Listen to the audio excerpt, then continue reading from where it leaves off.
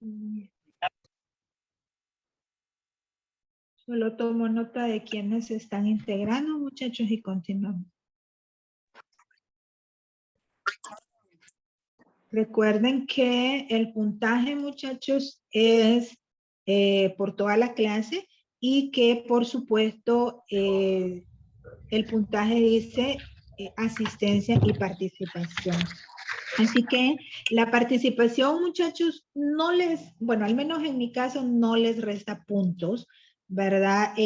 Pero sí será tomada en cuenta al final si se llegara pues a necesitar algún tipo de equilibrio, ¿verdad?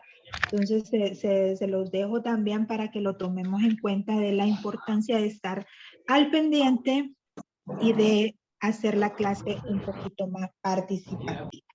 Ok, voy a compartir nuevamente pantalla para continuar.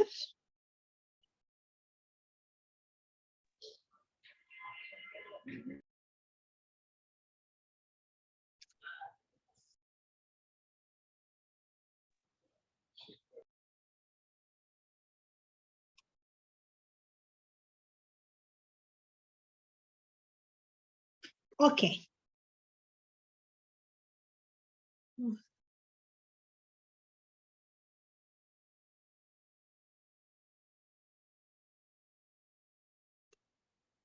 Ok, listo. Entonces, la legitimación, artículo 44 de la Ley de Justicia Constitucional. ¿Lo interpone quién? Lo interpone, por supuesto, la persona agraviada. ¿Quién es la persona agraviada? Puede ser una persona natural o jurídica. Ya nosotros también a estas alturas sabemos perfectamente la diferencia entre una persona natural, que son María, Juana, Pedro, ¿verdad?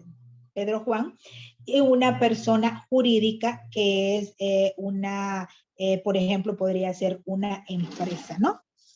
Ya sabemos la diferencia, siempre y cuando pues obviamente sea agraviada o que se sienta perjudicada en el sentido de que pueda estar susceptible a ser violentada en uno de los derechos que la Constitución promueve. Eh, ¿A través de qué se puede sentir agravada? Por una determinada disposición, por un acto, por una resolución o por cualquier acción u omisión. ¿De parte de quiénes? De un funcionario, de un empleado, de una autoridad, ¿verdad? De pública, de un concesionario de servicios públicos, y esto también es importante, muchachos, ¿verdad?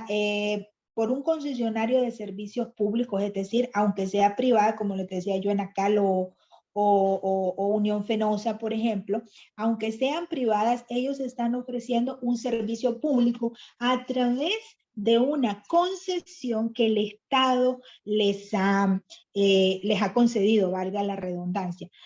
Yo no sé si ustedes han tenido la oportunidad de hacer un reclamo de Unión Fenosa, por ejemplo, ¿verdad? A usted le viene un recibo súper alto. ¿Cuál es el primer paso? El primer paso es el administrativo. Usted va y hace un reclamo y pide que le vengan a revisar su medidor o lo que sea. Vienen a revisárselo, entonces de ahí, de esa revisión, surge una resolución. La resolución, les decía yo, que es el medio de comunicación que la institución, en este caso concesionaria del Estado, tiene, adopta con respecto al tema que nosotros llevamos a ellos. Entonces, esta resolución puede venir en dos sentidos. Puede venir y decirle que sí, que había un error y eso, y le bajan el monto de su recibo, o puede venir en el sentido reiterativo. ¿Qué significa? Significa que esta resolución puede venir y decir de que no hay ninguna equivocación y que usted tiene que pagar esa gran cantidad de dinero.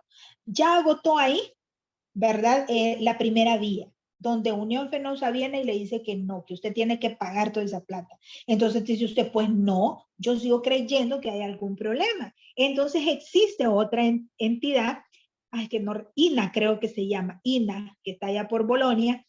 Al INA, usted va con esa resolución que le dieron en Unión Fenosa y usted va a hacer el mismo, pero o sea, ahí va usted en una instancia de apelación. Usted va a apelar.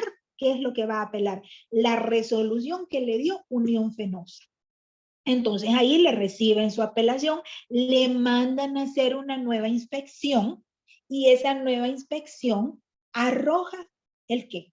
Una nueva resolución, es decir, una nueva opinión, esta vez de la institución, que es el INAH, que también puede venir en dos sentidos. ¿Verdad? O le dicen que sí, que estaba equivocada, que si había un problema y que le van a hacer una deducción del tanto por ciento, ¿verdad? Para que usted pague ese recibo, o viene también en el sentido reiterativo, es decir, diciendo que no hay ningún, que ya hicieron la revisión, que no hay ninguna equivocación y que la resolución de una fenosa es correcta.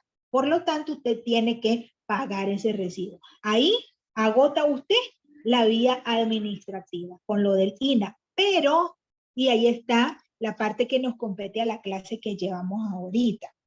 Esa resolución del INAH, si usted considera que es equivocada o inadecuada, entonces usted tiene la opción de recurrir de amparo. Y allí mismo se lo dicen, porque el funcionario público tiene la obligación de decirle a usted cuáles son sus derechos. Entonces el funcionario de ahí del INAH le dice, mire, la resolución es esta y esta y esta, entonces usted tiene la opción pues, de ir y pagar, o si usted no está de acuerdo, puede recurrir de amparo. ¿Ya? Y entonces de ahí recurre de amparo. Ahí tenemos un ejemplo en el cual nosotros llegamos hasta la instancia del amparo a través, por una cuestión de un concesionario de servicio público, no directamente por una cuestión del Estado, pero sí por un concesionario, es decir, alguien a quien el Estado le dio permiso para que administrara servicios públicos, en este caso la luz. No sé si con el ejemplo me di a entender o si tenemos algún comentario al respecto.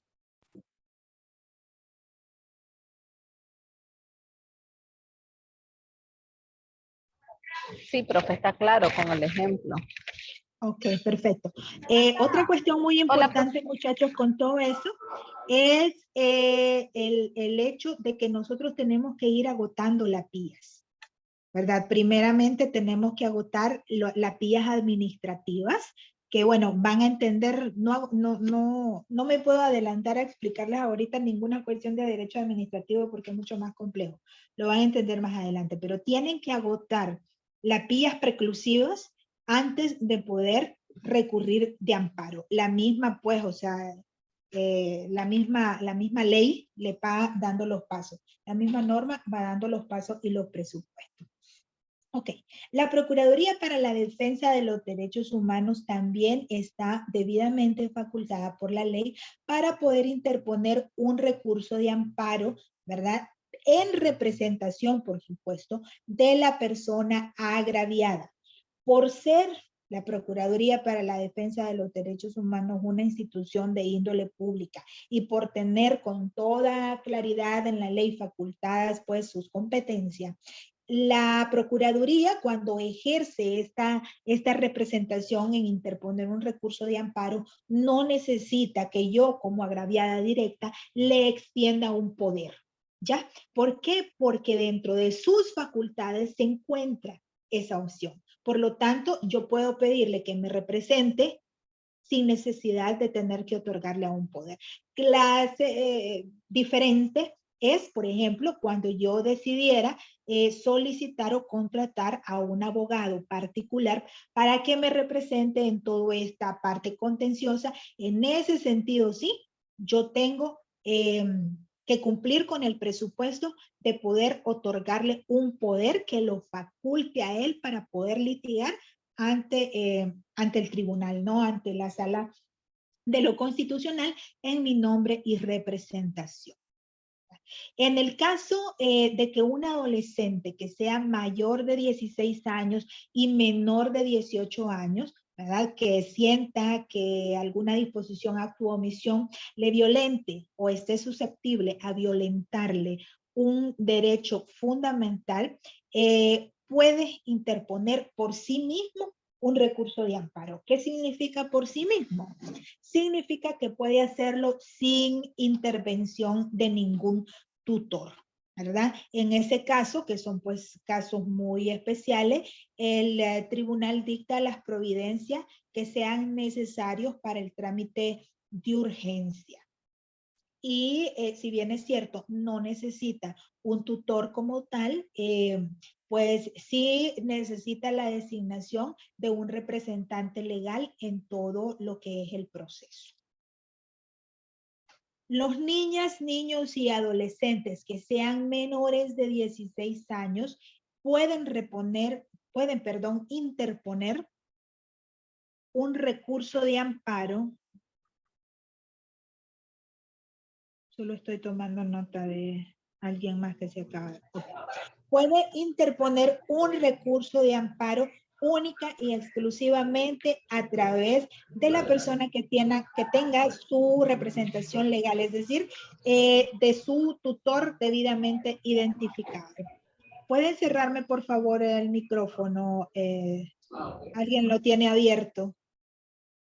Ok. En el caso, bueno, decía un menor de edad, es decir, un niño menor de 16 años puede interponer un recurso de amparo, pero sí necesariamente necesita un tutor para poder hacerlo. En un determinado caso, en el que no exista un tutor legal, entonces, la Procuraduría para la Defensa de los Derechos Humanos está debidamente facultado para poder ejercer la representación de los mismos ante esta situación. Como hemos venido repitiendo, el recurso de amparo se interpone en contra de quién? En contra del funcionario, del servidor público, del empleado, de la autoridad o del agente o del concesionario del servicio público que ejerza actos de autoridad, ¿verdad? Delegado por la ley. Ya, a ver, existen situaciones en las cuales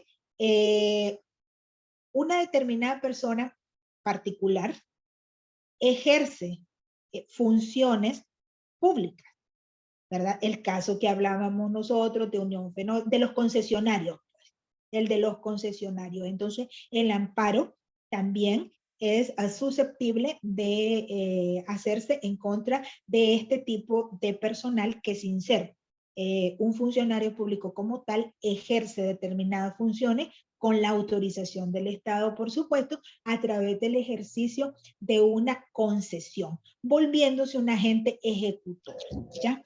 Entonces, todo lo que es esta parte, pues aplica y contra ellos también se puede interponer un amparo. Por favor, apáguenme un micrófono que está abierto.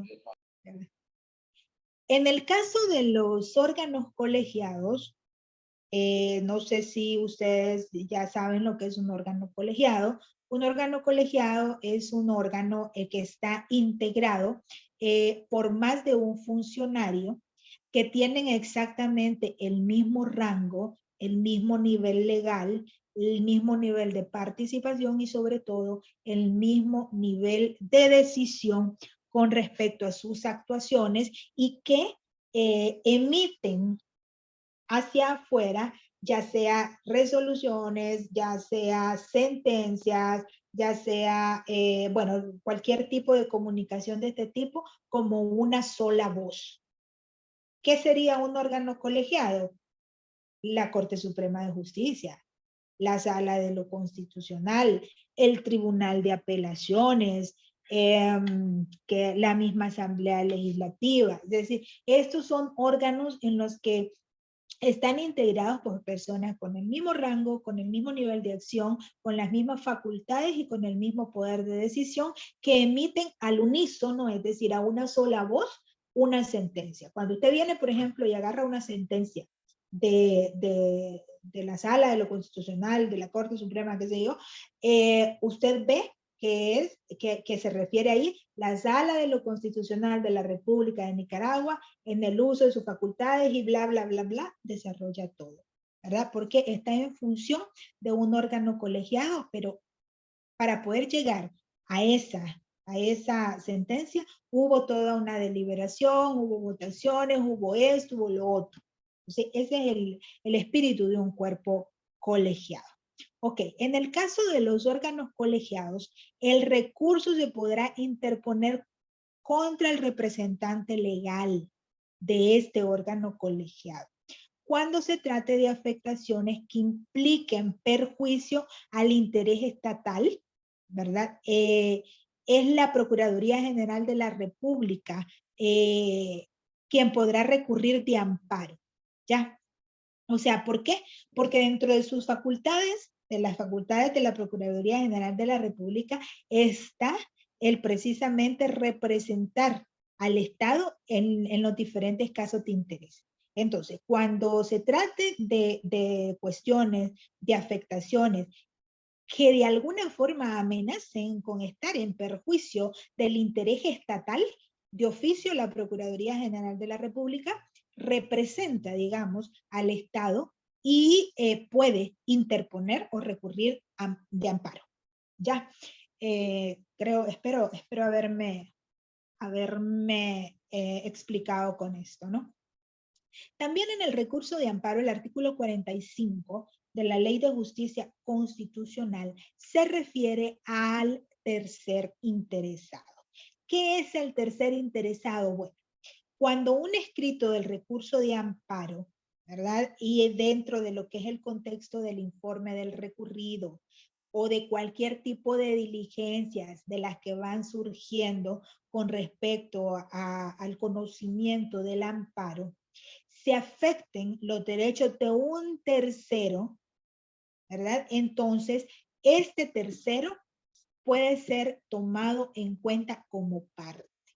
Igualmente, aunque digamos que en el transcurso del amparo no se vea o se percate que hay una persona que puede ser afectada, si usted en determinado caso concreto que se está ventilando como amparo, siente que también se le está o se le podría vulnerar un derecho a raíz de lo que se está ventilando, entonces usted mismo puede apersonarse y solicitar que se le tenga como parte dentro del proceso en calidad de tercer interesado.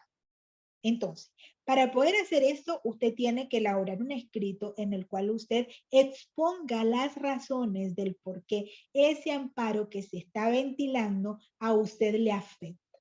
Entonces, usted tiene que presentar su escrito con los agravios que esta determinada situación a usted le está generando, para que así el tribunal o la sala constitucional, ¿verdad?, vea de que sí existe un agravio que puede ser comprobado, un agravio que por el momento es alegado, y entonces pueda incluirlo a usted como parte dentro del proceso en calidad de tercero interesado. Así que, como verán ustedes, estos recursos son tan amplios, son tan ricos, o sea, incluye tantas cosas que es importante que lo vayamos estudiando al ojo de la lupa. Por lo menos cuando ya en nuestro ejercicio profesional nos toque defendernos en estas cuestiones, hay que revisarlo todo al ojo de la lupa para poder hacer el mejor trabajo para las personas pues que nos contraten.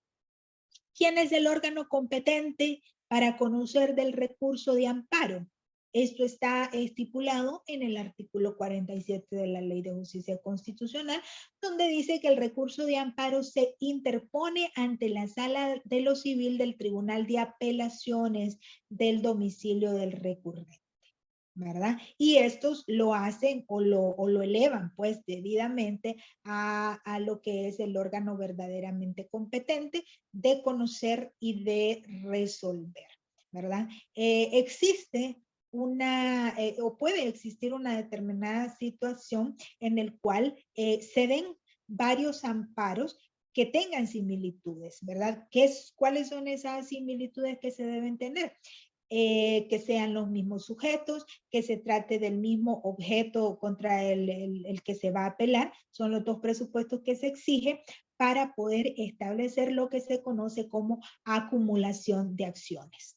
La acumulación de acción también forma parte de los aspectos de la justicia constitucional. Y si se identifican estos presupuestos, entonces la Sala de lo Constitucional ordena que se acumulen, ¿verdad? A fin de que las resoluciones que emanen de la sala tengan continuidad, continencia y congruencia.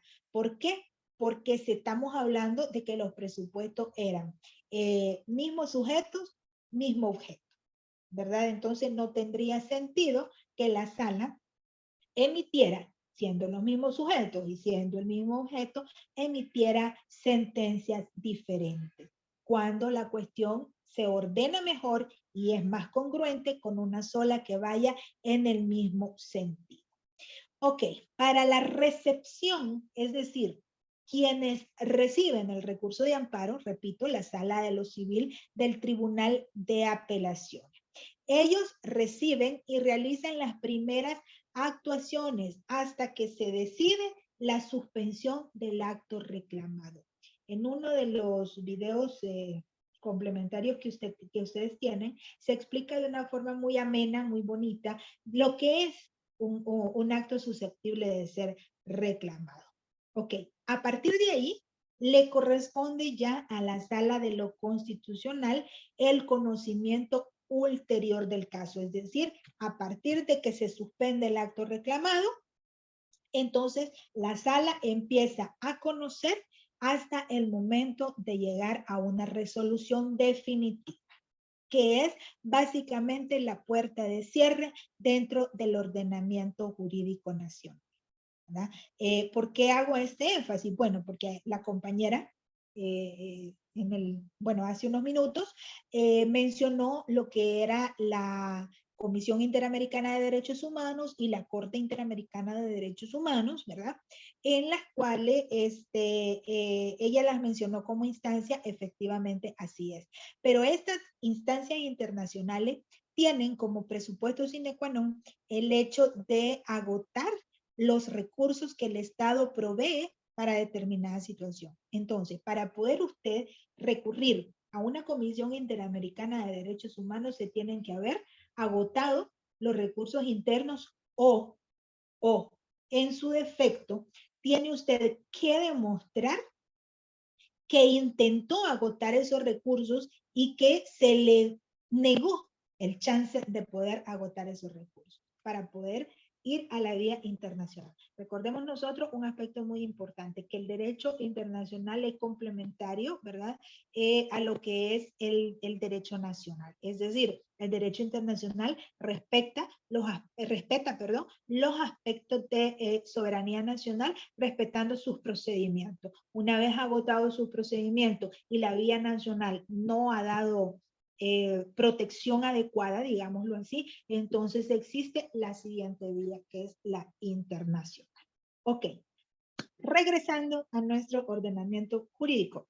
El plazo de la presentación para el recurso de amparo está en el artículo 48 de la Ley de Justicia Constitucional, que dice que tiene que interponerse dentro de los 30 días posteriores a haber agotado la vía administrativa. Como ustedes pueden ver, estos procesos son procesos preclusivos. ¿Qué significa preclusivo?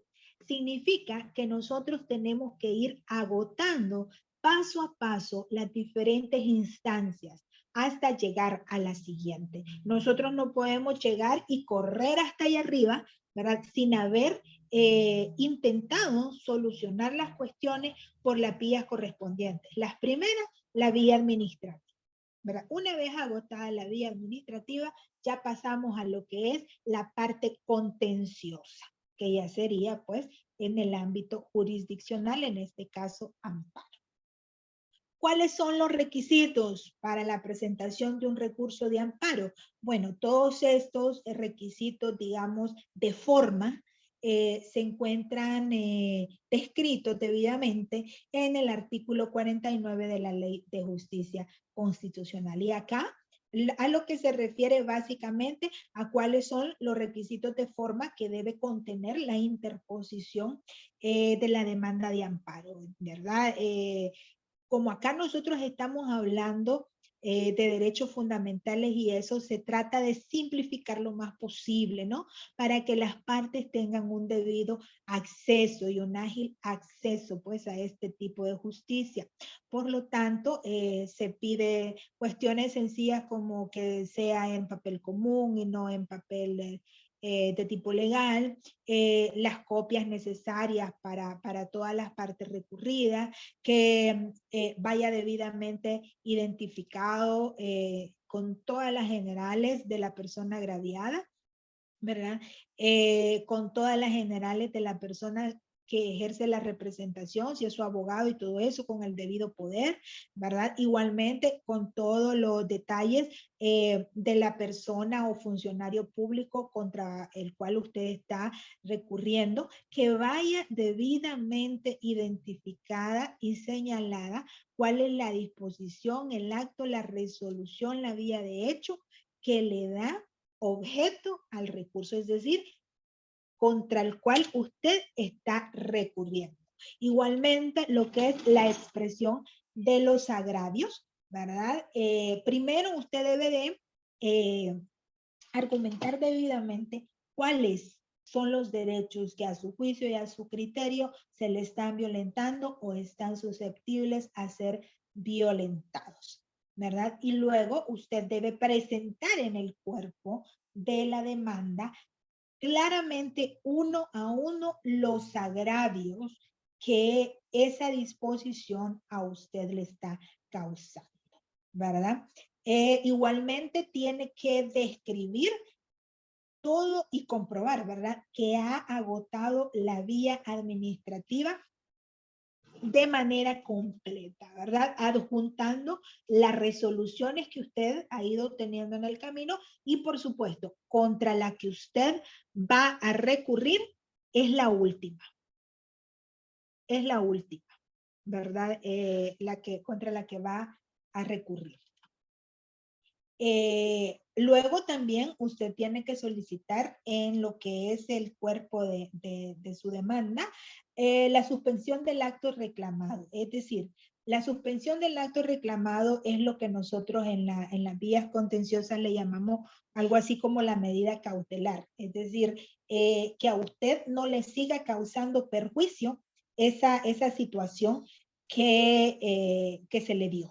Entonces, por eso precisamente se suspende el acto reclamado, para que usted no siga teniendo ese perjuicio. Y, por supuesto, tiene que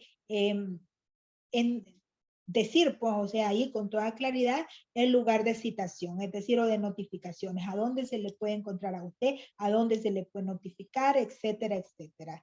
Ese es el contenido que debe tener básicamente lo que es la demanda por inconstitucionalidad que usted va a emitir.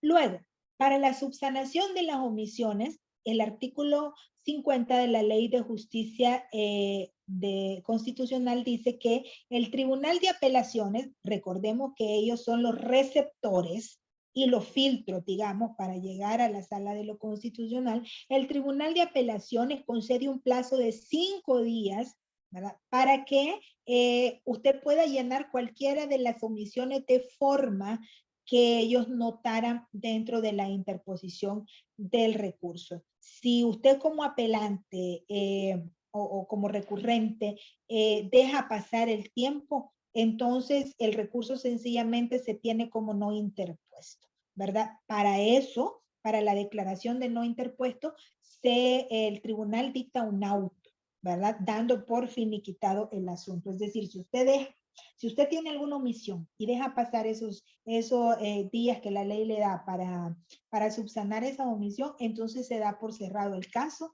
y ya no podría, pues, reabrir. El recurso, de hecho, él está descrito en el artículo 51 y se refiere a que si el Tribunal de Apelaciones denegara sin fundamento alguno la tramitación del recurso, el recurrente podrá comparecer directamente a la Sala de lo Constitucional. Se dice recurso de hecho, ¿por qué? Porque no emitieron una resolución escrita la cual usted pudiera recurrir. No sé si me explico, sino que simplemente no le dieron razones, no le dieron trámite al recurso. Entonces, en ese sentido, usted va y se va directamente a la sala de lo constitucional, ¿verdad? De la Corte Suprema de Justicia, alegando de que usted hizo las debidas presentaciones, pero que el Tribunal de Apelaciones, ¿verdad?, denegó sin fundamento la tramitación del recurso. Esto sucede también en los casos donde el cual simplemente le dicen que el recurso esté negado, pero no le fundamentan jurídicamente de la manera debida. Recuerde usted que la ley y el debido proceso, artículo 34 de la Constitución, determina de que todo debe ser debidamente fundamentado por la ley, ¿verdad? Ok, una vez obtenida, el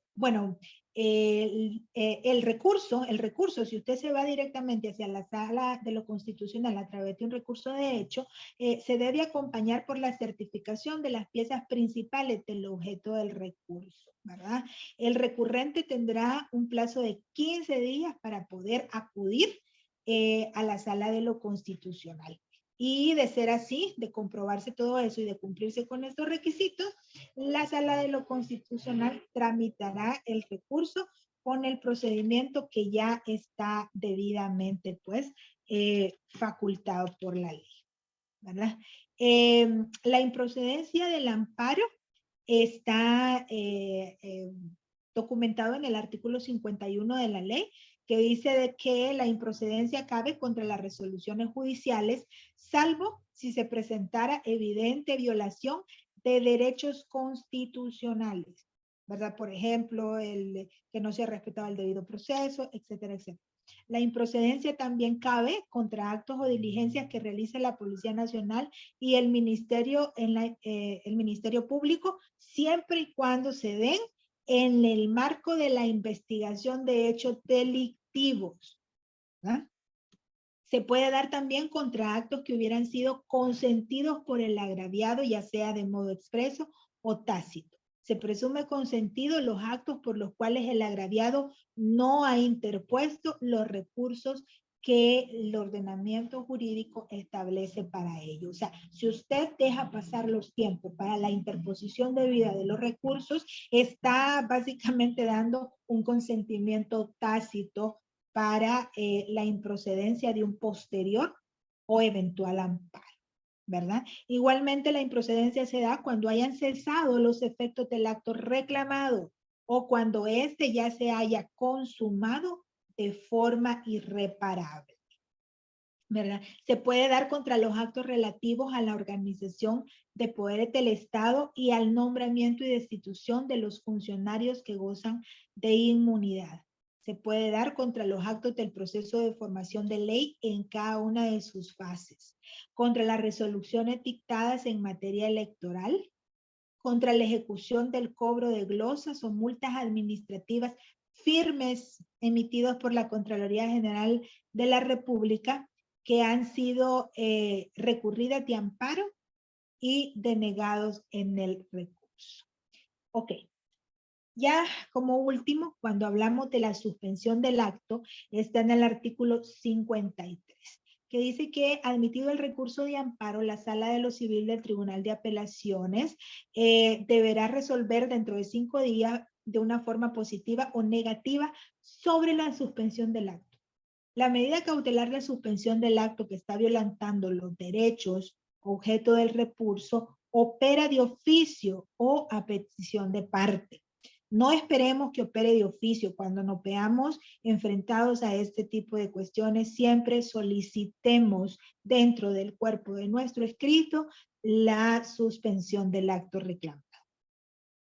La suspensión del acto puede solicitarse ante la Sala de lo Civil del Tribunal de Apelaciones y también se podrá solicitar ante la Sala de lo Constitucional. Cuando el objeto del amparo se pudiese cuantificar un valor económico determinado, la Sala de lo Civil del Tribunal de Apelaciones o la misma Sala de lo Constitucional establecerá una garantía o contragarantía para prevenir riesgos materiales o evitar que se produzcan otros daños como consecuencia de la suspensión del acto. En esos casos, lo que se solicita es que al momento de presentar un amparo, usted presente una fianza. Una fianza, pues, que puede,